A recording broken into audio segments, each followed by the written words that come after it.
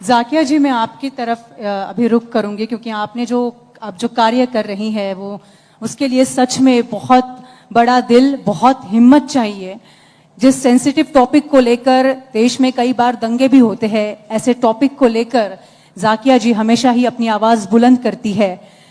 आपने कौमी दंगे, घरेलू हिंसा और महिलाओं के साथ सामाजिक अन्याय के खिलाफ आवाज बुलंद की। ट्रिपल तलाक को लेकर आप हमेशा से ही आवाज बुलंद करते आई हैं। कहीं ना कहीं महिलाओं को, खास तौर पर मुस्लिम महिलाओं को राहत भी मिली इसके बाद।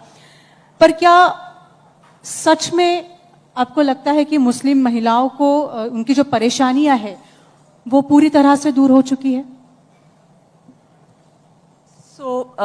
मुस्लिम महिलाओं की परेशानियां पूरी तरह से खत्म हो गई ऐसा तो नहीं कह सकते। किसी भी महिला की परेशानी आज की दुनिया में खत्म हो गई ये हम कह नहीं सकते, क्योंकि महिला चाहे कितनी पढ़ लिख जाए, कितनी समृद्ध हो, कितनी आगे बढ़ जाए, लेकिन परेशानियां तो उसकी जिंदगी में है ही, क्योंकि हम एक पुरुष प्रधान दुनिया है, पुरुष प्रधान समाज है।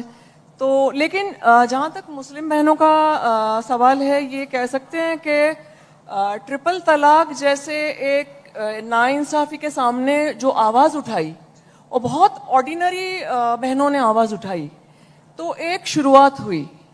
और मैं मानती हूँ कि ये एक ऐतिहासिक शुरुआत रही है। वो इसलिए कि अभी तक मतलब पिछले 10-12 सालों तक अगर देखें तो मुस्लिम महिलाओं की कोई आवाज ही नहीं थी।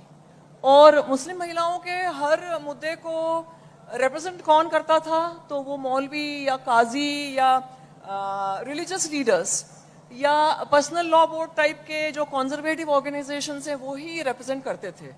और वो रिप्रेजेंट क्या करते थे? वो यही बोलते थे कि सब कुछ सही है, कुरान में महिलाओं को बहुत सारे अधिकार दिए गए हैं, 1400 साल पहले हमारे मजहब ने औरतों को अधिकार दिए, जो कि सही है।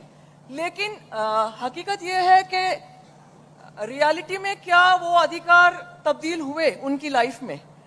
उनकी लाइफ में तो यही है कि इंस्टेंट ट्रिपल तलाक है, पॉलीगामी का इश्यू है, हलाला का इश्यू है, समाज में महिलाओं को पुरुषों के बराबर नहीं माना जाता है, ये इश्यू है।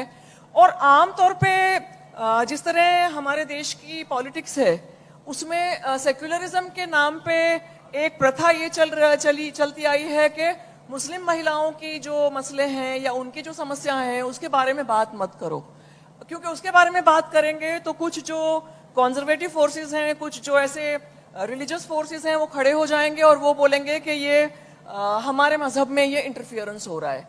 तो इस तरह की भी पॉलिटिक्स चलती आई है। लेकिन only in the last some 12 to 14 years I would say that is when the Muslim women have started representing for themselves.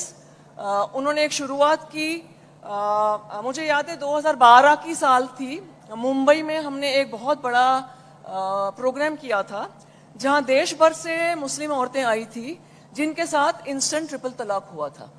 और वहाँ पे जो पत्रकार संघ है वहाँ पे ये प्रोग्राम था, हॉल पूरा फुल था लोगों से, और बारी बारी से एक एक औरत आ रही थी स्टेज पे और अपनी आप बीती सुना रही थी। और जहाँ तक मुझे याद है सभी लोग उनके बातें सुन के सभी मतलब आंसू से रो रहे थे सब चारों तरफ। तो इसमें जो एक हिस्टोरिक डेवलपमेंट है जो सिर्फ मुस्लिम महिलाओं के लिए नहीं लेकिन देश भर की महिलाओं के लिए ये है कि बहुत ही ऑप्रेस्ड और बहुत ही मार्जिनलाइज्ड बैकग्राउंड से आने वाली मुस्लिम बहनें पहली बार बाहर निकल कर आई और उन्होंने अपने हक की बात की, कुरान में दिए गए उनके अधिकारों की बात की, संविधान में जो इक्वल सिटीजन के तौर पे हर महिला को इंक्लूडिंग मुस्लिम महिला को अधिकार दिया, वो एक शुरुआत की। तो मैं इसको शुरुआत के तौर पे ही देखती हूँ। लेकिन जैसे मैडम ने कहा, लड़ाई जारी है। जी जी बिल्कुल।